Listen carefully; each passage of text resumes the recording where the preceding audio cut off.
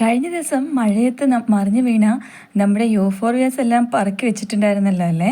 അപ്പോൾ ഇത് വല്ലാണ്ട് അങ്ങ് ഹൈറ്റ് വെച്ച് പോയിട്ടുണ്ടായിരുന്നേ. അതാണ് കാറ്റടിക്കുമ്പോൾ ഒരു വശത്തേക്ക് ഇങ്ങനെ മറിഞ്ഞു വീഴാൻ കാരണം. ഈ യൂഫോർബിയാസ് എല്ലാം വൈറ്റ് പോട്ടിലേക്ക് മാറ്റി നട്ടിട്ട് അറേഞ്ച് ചെയ്ത് വെക്കുന്ന വീഡിയോസൊക്കെ ഞാൻ ഇട്ടിട്ടുണ്ടായിരുന്നേ. മാത്രമല്ല നമ്മുടെ മിക്കവാറും വീഡിയോസിലെല്ലാം നമ്മുടെ ഈ യൂഫോർബിയാസിനെ കാണിക്കാറുണ്ടായിരുന്നു. അപ്പോൾ ഒരുപാട് പേര് ഇതെന്നോട് ഏത് പ്ലാന്റ് ആണെന്നും ഇതിൻ്റെ കട്ടിങ്സ് അവൈലബിൾ ആണോ എന്നൊക്കെ ചോദിച്ചിട്ടുണ്ട് കേട്ടോ. ഇത് നമ്മുടെ മുള്ളില്ലാത്ത യൂഫോർബിയ പ്ലാന്റ് ആണ്. നിറയെ പൂക്കൾ ഉണ്ടാകാറുണ്ട് കേട്ടോ. ഇത് പക്ഷേ പ്രൂൺ ചെയ്ത് നിർത്തുമ്പോഴാണ് കൂടുതൽ ഭംഗി. ഞാനിപ്പോൾ കട്ട് ചെയ്യാൻ കുറച്ച് ലേറ്റ് ആയതുകൊണ്ടാണ് ഇത്ര ഹൈറ്റ് വെച്ച് പോയത്. എന്നിട്ടും അവിടെ ഇവിടെ ആയിട്ടൊക്കെ കുറച്ച് ഫ്ലവേഴ്സൊക്കെ ഉണ്ട്. ഈ മുള്ളില്ലാത്ത യൂഫോർബിയ ഞാൻ ഈ ഒരു റെഡ് കളർ മാത്രമേ കണ്ടിട്ടുള്ളൂ കേട്ടോ. ഇനിയിപ്പോൾ വേറെ ഏതെങ്കിലും കളേഴ്സിനെ കുറിച്ചൊക്കെ അറിയാമെന്നുണ്ടെങ്കിൽ ഒന്ന് കമൻറ്റ് ചെയ്തേക്കണേ.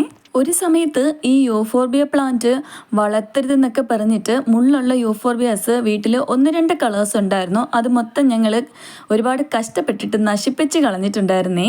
ഇപ്പോൾ പക്ഷേ എനിക്ക് തോന്നുന്നു ഞങ്ങളുടെ ഈ ക്ലൈമറ്റിന് പറ്റിയ പ്ലാന്റ് യൂഫോർബിയാസൊക്കെ തന്നെയാണേ. കാരണം നല്ല ചൂടാണല്ലോ. എനിക്ക് തോന്നുന്നു അന്ന് ആ സമയത്ത് ആ മുള്ളുള്ള യൂഫോർബിയാസ് മിക്കവാറും എല്ലാവരും നശിപ്പിച്ച് കളഞ്ഞിട്ടുണ്ടായിരുന്നു. പക്ഷെ ഇപ്പോൾ വീണ്ടും അയാൾ താരമായി വരുന്നുണ്ട് കേട്ടോ. പല കളേഴ്സിലൊക്കെ അവൈലബിൾ ആണേ. അങ്ങനെ നമ്മൾ മൊത്തം വെട്ടി കൂട്ടിയിട്ടുണ്ട്. ഇനി ഇവരെ കളയാൻ പറ്റില്ലല്ലോ, എവിടെയെങ്കിലും നട്ട് വെക്കണം. കുറച്ച് സമയം ഞാനൊന്ന് ആലോചിച്ച് നിന്നിട്ടുണ്ടായിരുന്നേ. നമ്മൾ അത് കട്ട് ചെയ്താൽ നമ്മുടെ പ്ലാൻ കട്ടറിനകത്ത് മൊത്തം അതിൻ്റെ കറയായിട്ടുണ്ട്. ഇതിന് നല്ല കറയാണ്. ഒരുപാട് കട്ടിങ്സ് ഉണ്ട്. ഇവിടെ അടുത്തുള്ളവർ ആരെങ്കിലുമൊക്കെ ആവശ്യമുണ്ടെങ്കിൽ വന്നാൽ എന്തായാലും തരാൻ കേട്ടോ. അല്ലാതെ പോസ്റ്റ് വഴി അയക്കാനൊന്നും ഉള്ള ഒരു സാഹചര്യം ഇപ്പം ഇല്ലാത്തത് കൊണ്ടാണേ. കൊറിയർ ചാർജ് അയച്ചു തരാമോ എന്നൊന്നും ദയവായിട്ട് ചോദിക്കരുത് കേട്ടോ. കാരണം എനിക്കിപ്പോൾ തീരെ ടൈമില്ല. പാക്കിംഗ് ഒക്കെ ആയിട്ട് അതുപോലെ നമ്മളിതൊക്കെ അയക്കുമ്പോൾ നല്ല സേഫായിട്ട് പാക്ക് ചെയ്ത് അയക്കണമല്ലോ അല്ലേ.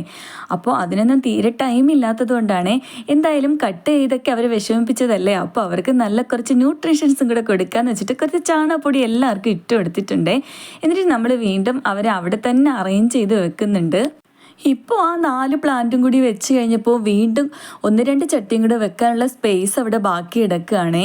തൽക്കാലം ഇനിയിപ്പോൾ അങ്ങനെ കിടക്കട്ടെ. ഏതെങ്കിലുമൊക്കെ പ്ലാന്റ്സ് ആകുമ്പോൾ നമുക്ക് അവിടേക്ക് നടാവേ. ഇപ്പം വെട്ടക്കോട്ടെ യൂഫോർബിയാസ് ഒന്നും നടാൻ എൻ്റെ കയ്യിൽ പോട്ട്സ് അവൈലബിൾ അല്ല എന്നല്ല, കുറച്ച് പോട്ട്സ് ഉണ്ട്. പക്ഷെ അതിനകത്ത് നടാനായിട്ട് വേറെ പ്ലാന്റ്സ് എൻ്റെ മനസ്സിലുണ്ട് കേട്ടോ. അപ്പം നമ്മൾ ഈ യൂഫോർബിയ നടാനായിട്ട് കുറേ സമയമൊക്കെ ആലോചിച്ചതിന് ശേഷം ഞാൻ കണ്ടുപിടിച്ച സ്പേസാണ് ഇപ്പം നമ്മൾ പോച്ച് ചെത്തിക്കൊണ്ടിരിക്കുന്നത്. ഇത് നമ്മുടെ വീട്ടിലേക്ക് വരുന്ന ഒരു ചെറിയ ഇടവഴിയാണ്. അപ്പോൾ അവിടെ കുറച്ച് പോച്ച കയറി കിടക്കാന്നല്ല, മൊത്തത്തിൽ പോച്ച കയറി കിടക്കുകയാണ് കേട്ടോ.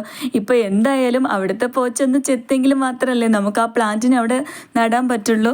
കഴിഞ്ഞ ദിവസം മഴ പെയ്തിട്ടുണ്ടായിരുന്നത് കൊണ്ട് ചെത്താൻ കുറച്ച് എളുപ്പമുണ്ടായിരുന്നു കേട്ടോ. ഇങ്ങനാണോ പോച്ച ചെത്തുന്നതെന്ന് ദയവായി ആരും ചോദിക്കരുത് കേട്ടോ.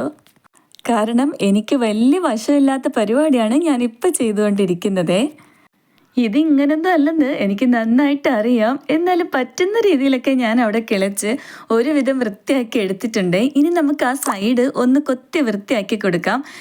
എന്നിട്ട് മണ്ണ് നല്ല ഇളക്കമുണ്ടെങ്കിലാണ് നട്ട് വെച്ചാൽ പെട്ടെന്ന് റൂട്ട് പിടിച്ച് വരിക കേട്ടോ. അപ്പോൾ കുറച്ച് ഭാഗം ഞാൻ ഇതുപോലെ ഒന്ന് മണ്ണ് ഇതുപോലെ ഇളക്കി ഇട്ട് കൊടുത്തിട്ടുണ്ട്. എന്നിട്ട് അതിനകത്ത് വളമൊന്നും ഞാൻ ചേർത്തിട്ടില്ല. കാരണം അതിൻ്റെ റൂട്ടൊക്കെ ഒന്ന് പിടിച്ച് വന്നതിന് ശേഷം നമുക്ക് വളം ചേർക്കാമെന്ന് വെച്ചിട്ടാണേ. ചെത്തിക്കൊണ്ടിരുന്നപ്പോൾ ഉണ്ടല്ലോ അവിടെ എന്തിലോ നമ്മുടെ തൂമ്പ് കയറി ഇങ്ങനെ കൊള്ളുന്നുണ്ട്. നല്ല സൗണ്ടും കേൾക്കുന്നുണ്ട് കേട്ടോ. അത് അവിടെ ഒരു പാറക്കല്ലാണേ. പിന്നെ ഞാനത് നോക്കിയിട്ട് എന്നെക്കൊണ്ട് എടുക്കാൻ പറ്റുന്നില്ല. അത് അവിടെ തന്നെ ഇരുന്നോട്ടെ എന്ന് വിചാരിച്ചിട്ടുണ്ട്. പിന്നെ എന്തായാലും നമ്മുടെ യൂഫോർബിയാസ് എല്ലാം എടുത്തിട്ട് വന്നിട്ടുണ്ട്. ഇനി നമുക്ക് ഇവർ ഇതുപോലെ അങ്ങ് പ്ലാൻ ചെയ്ത് വെക്കാൻ പറ്റില്ല. കാരണം ഓരോ കട്ടിങ്സിനും നല്ല ഹൈറ്റാണേ. അപ്പോൾ ഇവരെല്ലാം ഒന്ന് കട്ട് ചെയ്തതിന് ശേഷം വേണം നമുക്കൊന്ന് നട്ട് കൊടുക്കാനായിട്ടേ. അങ്ങനെ കുറേ സമയം പണിപ്പെട്ട് അവരെല്ലാം കട്ട് ചെയ്തെടുത്തു. ഇതുപോലെ ഇങ്ങനെ ഇരുന്ന് കുറേ സമയം പണി ചെയ്യാനാണ് എനിക്ക് നല്ല ബുദ്ധിമുട്ട്.